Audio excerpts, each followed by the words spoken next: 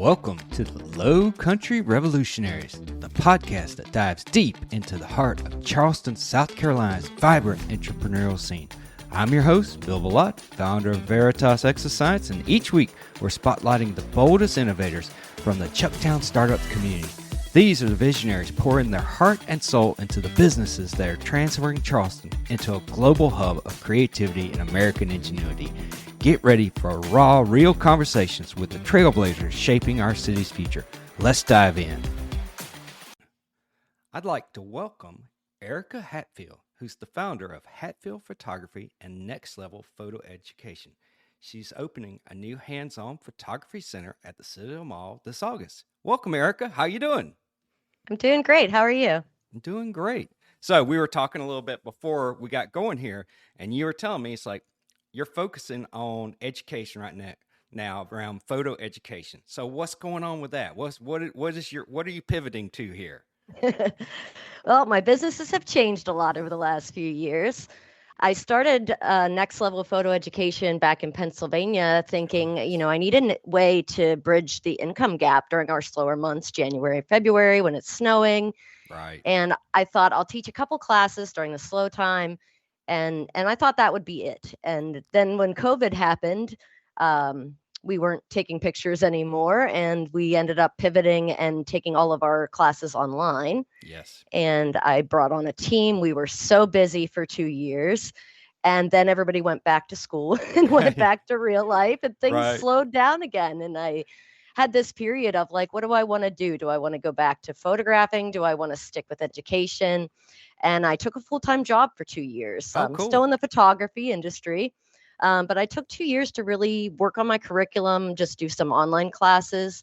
And I left about a year ago, and I've spent this past year kind of figuring out what's next. I've brought on some more teachers online, and most recently we did a homeschool convention where the feedback we got was, we love what you do. We'd love to work with you, but we're looking for in-person classes. So now we are working on setting up the center.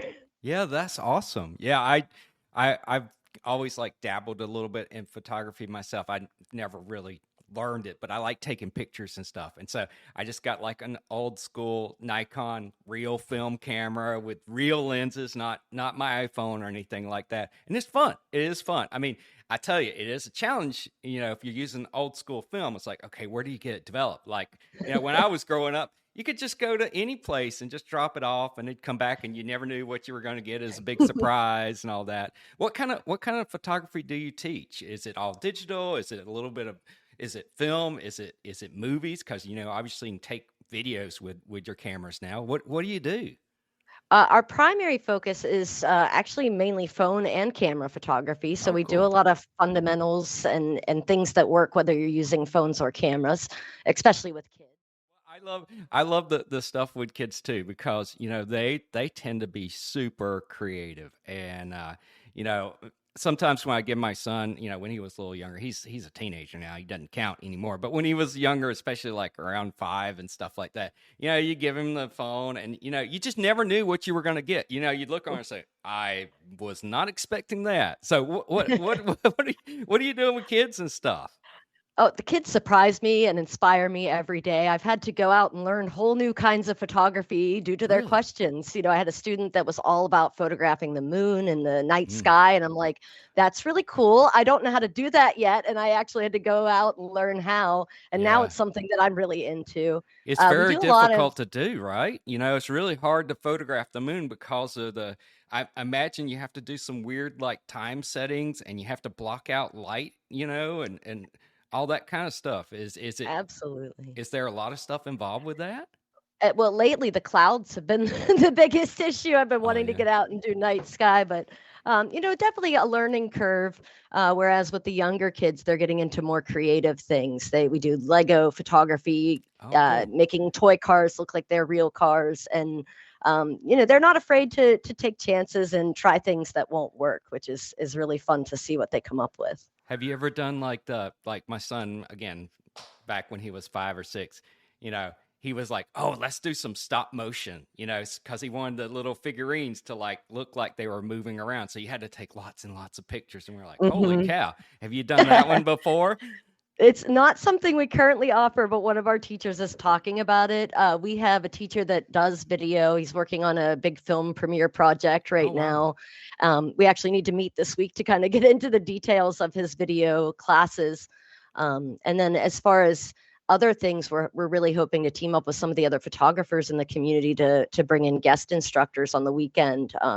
I started with a film camera, but Yeah. I don't have darkroom equipment. It's not something that I would want to teach. So Yeah. kind of those other areas that aren't my specialty, I'd love to have some of the other experts come in and That's offer cool. those things so that we kind of have things for 3-year-olds doing art and photography to teens and adult hobbyists, and eventually even more for professional photographers, a little That's bit for great. everybody. Are you doing any work with any of the local schools? Like we're over in the Dorchester County kind of area. Are you working with the local schools with any of this, or like with Trident Tech or any of the other places here in Charleston? Not yet, but it's on my very, very, very long list that I am Long list working my way to do, through. right? Yeah, yeah. It is a lot to set up since we're opening in a little over 2 weeks. So Oh yeah, you're super busy right now, and I appreciate you taking the time to talk with us about this. So, where's the studio going to be? I see it's the Citadel Mall, but where's the Citadel Mall?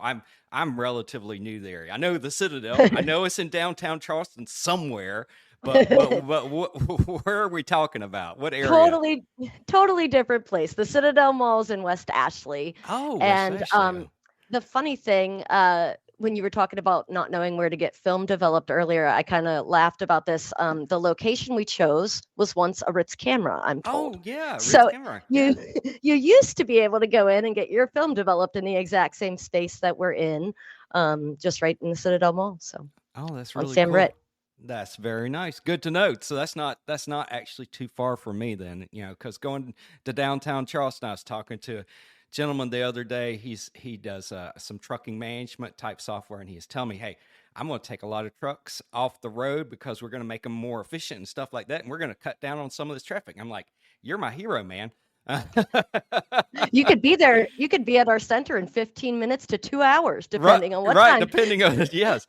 So do you do a lot of, I know you're teaching and everything, but do you do a lot of photography of the Charleston area? It's very, visually appealing in this area. We got great bridges, we got great sunsets, ocean and all that. What do you like doing, you know?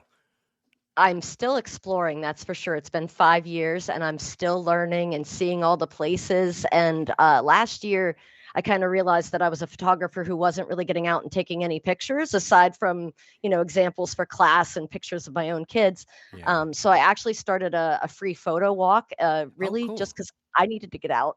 Right. So we've been doing this monthly. This year, we just pick a different location in Charleston, public location. It's just a free public event. Oh, We had nice. some small groups come out. We've got rained out a couple times. Yeah. So I think we're going to make it quarterly next year with the new center opening up, but definitely a tradition I want to continue. It's been a great way for me to get some more pictures and explore and see some more of Charleston. Awesome. So the events that you do, is that on your website, the erikahatfield.com site, where people can It, see where it is, or do you advertise in other places? it's actually on our nextlevelphotoedu.com Okay. website, and then there are also Facebook events too. Okay. So All right. people find us both ways. I will get those addresses from you because I'll put that in the description for this podcast so people can look it up. Because I'm sure there'll be lots of people who want to participate and stuff like that. A photo walk sounds like a fun thing to do. I've never even thought about doing that. One of the best ways to practice, and it's just fun, and I guess good exercise. Sure. Yeah, nothing wrong with that. So, you were telling me before, you guys are from Pennsylvania. Why Charleston? What brought you here? Was it family? Was it community? Was it jobs? What kind of brought you to this area? It was weather. I cannot stand to be cold. We're from Pennsylvania. We've lived in California and Texas, and we had moved back to PA when our kids were younger, to be near family, with the plan always was to move back south, and it took a little longer than we expected. Certainly didn't plan that relocation to happen during a pandemic. Right, right, right. We actually planned when we talked about moving down here, we were going to specialize in wedding photography, but the Oh way yeah. everything worked out, we just went a totally different direction. I would definitely take the mosquitoes and the heat over 6 months of cold and snow. So Well, that's very brave of you. I can tell you, July and August, I was telling you before, it's like, but July and August are not my favorite months down here. I mean, even though I grew up in South Georgia and I get the heat, it's rough down here. Those are the months where I feel like, trying to be sort of like a European and going away for a month somewhere a little cooler. But it is beautiful down here. And I was talking to a gentleman the other day, and he was saying, yeah, it's kind of Goldilocks down here. I mean, it's just right as far as the temperature. You have a little mix of everything, and for the most part, all year long, it's really nice. So yeah, I get you with the weather. So have you guys? Yeah, as you're sort of setting this center up, are you guys going to have like a big launch party, or what's the exciting thing you're going to do once you're open? Well, we are planning what all's going to happen on August 1st for our opening day, but the one thing I'm really excited about that's definitely happening opening day is our first teen night. We're going to do Oh, cool. Friday nights 6 to 8 p.m. for the teens. We're going to have some free nights, like the first day is going to be a free teen night. Other nights they'll be low cost, $5 or $10 to cover activities. And the idea is every week we'll have something different to do. The first time we're doing light painting. The second week we'll be making silhouettes. Nice. There'll be different photography activities the teens can do. We also will have 2 full-length, I keep calling them photo booths, but they're more like a content area because it's a full-length content area with a ring light where you can record videos, make some Nice. TikToks or take pictures. And those are open to the public all the time, but the teens get the space on Friday evenings. So. Oh, that's really cool. So you teach people how to do, really, I assume, like a lot of people use the video lights and stuff for doing marketing type things and all that. So you work with businesses also to kind of teach them how to do that, I take it. Absolutely. We have a workshop coming up end of August for entrepreneurs. But one of the things I think entrepreneurs could use is we'll have a white backdrop that's just always a white plain backdrop, very useful for our classes and as a photo booth area for people coming in to use. The other one is going to change every month. It's going to be a totally new theme, something different every month. Wow, that's cool. So what do people, let me ask you sort of a quiz question here. So what do people not know about photography that they should know about photography these days? What has changed from what, everybody kind of grew up with in the photography and video world? I think one of the things that throws people off is they'll get a camera and they're like, why do I get a better picture of this beautiful scene, this landscape on my phone than on my camera? Right. And, a lot of it is that, the phone settings are set up for HDR. So it's automatically, darkening that bright sky and brightening that darkness down below. Whereas, on our cameras, we're needing to choose the exact settings. A lot of times, we're doing a lot of editing from that file to get it to look similar to what you're seeing on a phone. However, it's going to be a lot higher quality, a lot more scalable, and you'll be able to print it larger if it's taken on a camera. But I think cool. I think you can learn a lot just from using your phone, but and some of it translates to our cameras, and the technology is just changing so quickly. It's hard for me to keep up. Right. And do you guys, like almost everybody I talk to is doing something in like the AI space in somewhere? Is AI kind of penetrating the photography video kind of world too?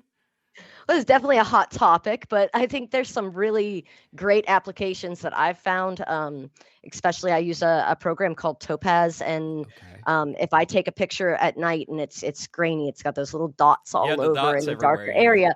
It's noisy in digital, grainy in film, but it can change that. You can fix that with one click, and it's something that I think has made a huge difference in the quality with higher ISOs on our newer cameras. Yeah. So it's funny, when I was younger, when I take pictures, at night and stuff, and I'd get back in the day, you'd get film back, and I was like, and I always thought those little things, grainy things, that, I got a picture of a bunch of bugs and I just didn't know it. And then, it wasn't You bugs. don't know what it is. It was just the little grains in the film. Yeah. So Actually, I'm surprised I thought of that before this. The other thing, AI has saved me on probably one of the most important pictures that I've ever had.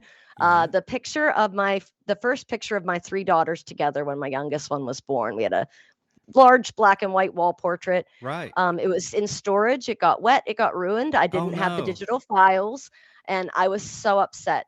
We ended up finding a 3.5x5 of it, Right. and I was able to scan it and resize it and print my large 16x20 again with the Wow. upsizing through AI. So I'd say those two things I definitely. mean, that's pretty incredible to be able to upsize from a 3x5 to a wall type photo. That's because usually, as you upsize almost anything, you start losing a lot of definition, contrast, all that kind of good stuff, and it just kind of looks a little fuzzy and blurry. So, Mhm. wow, that's really impressive. I think the new one actually looks better than the original did. That's cool. That's very cool. So, super exciting. I'm gonna, right now, what we're trying to do is get the word out about your business and all the things that's going on. And since you got this launch here in August 1st, we want to get this out sooner instead of later. So we're going to try to do that. I'm going to make some exceptions to the way I was kind of going to do things, and so that'll be lots of fun. And what kind of like advice would you give other entrepreneurs in this area? Since you've been doing this for a while now and you've changed states and everything, what's been some of the lessons you've learned from doing all this? I think the biggest thing is don't be afraid to take a chance. Mm, Don't be afraid to fail. Things that haven't worked out for me have been great learning experiences, even if they mm, didn't always feel it that way at the time. I've had to pivot because of the world changing, business changing, my right. family's needs changing, and I definitely would rather work for myself any day, even with the hardships, and be able to be there when my kids need me or when it's an important day, and make sure that and now what we're doing is really bringing something new to the community. So I feel like it's kind of bringing everything I've done together, and I never would have imagined that it would have led here. Right, right. Yeah, I think, photography and videography and all that, it's a great way to connect people. I mean, you're getting people together now, you're doing like in-person type events and everything, getting kids together and getting them interested about something where, they can experience different things. So that sounds really cool. And giving them a skill, obviously Exactly. you've had a career doing this kind of stuff, so it's not only just a fun thing, you can make a job out of it too if you want. So that's great. Great. Absolutely. Well, I thank you prefer so using my much. degrees this way. Yeah, exactly, exactly. Well, thank you so much for spending your time today, and I wish you the very best. And I'm going to try to get my son to get involved with some of your events since you've got stuff for kids. So that'll be great. I'm looking forward to that. And yeah, if you get a chance, come back on sometime after you get things settled, and tell me about the next stuff that's going on. That would be awesome. We'd love to hear it. I'd love to. Thank you so much. That's a wrap for this episode of the Lowcountry Revolutionaries. Thanks for joining us as we celebrate the fearless entrepreneurs making wave in Charleston's Chucktown Startups community.